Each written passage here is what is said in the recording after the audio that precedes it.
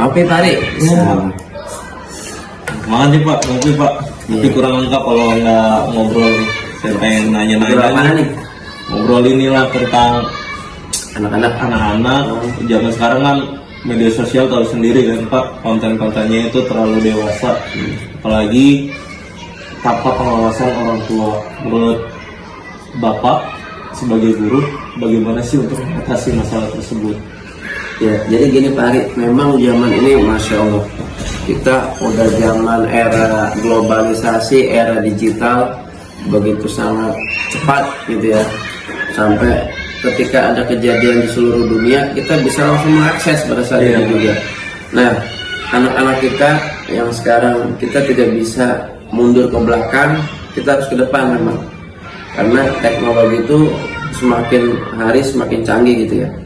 Nah, anak-anak kita yang masih belia, masih kecil itu sebenarnya mereka belum pantas atau belum bisa menggunakan alat tersebut.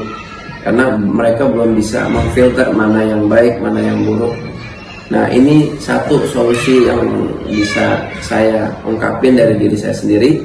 Yang pertama adalah perhatian dan kontrol orang tua.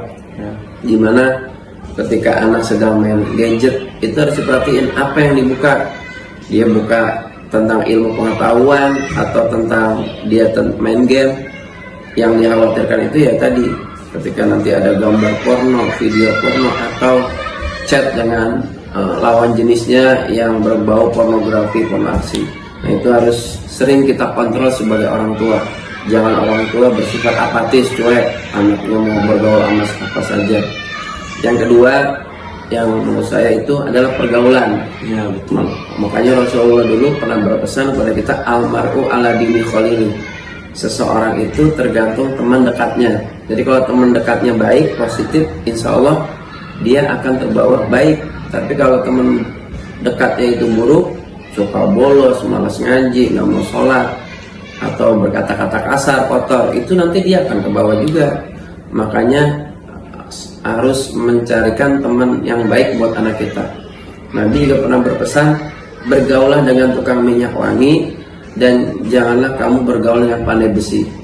Maksudnya apa? Ya tadi, kalau kita berteman dengan yang teman-teman yang baik, kita akan menjadi baik, ketularan kebaikannya. Dia rajin ngaji, rajin sholat, rajin bangun orang tua, katanya lembut gitu ya, tidak sombong. Nah, itu akan ke bawah kebaikannya.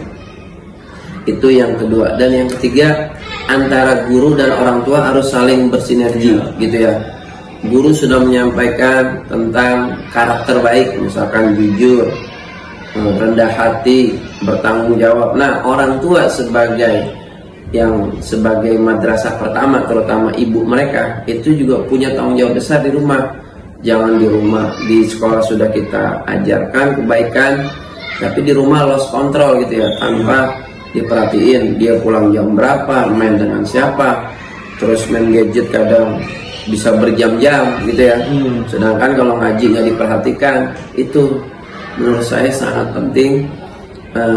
Orang tua dan guru saling kerjasama dalam membentuk karakter anak-anak kita semua. Karena nanti apa yang kita tanam, itulah nanti akan kita ambil hasilnya gitu ya. Ya itu saja Pak Ari. Ya, ngopi lagi yuk. Ngopi lagi ya. Ini madunya nggak diminum Pak? Iya, madu apa ini? Oh, madu hataman Quran ya. Bagus nih. Bagus ya. Kalau dibacain Quran, insya Allah buat kebaikan anak-anak kita ya. Kasih tahu. Ya,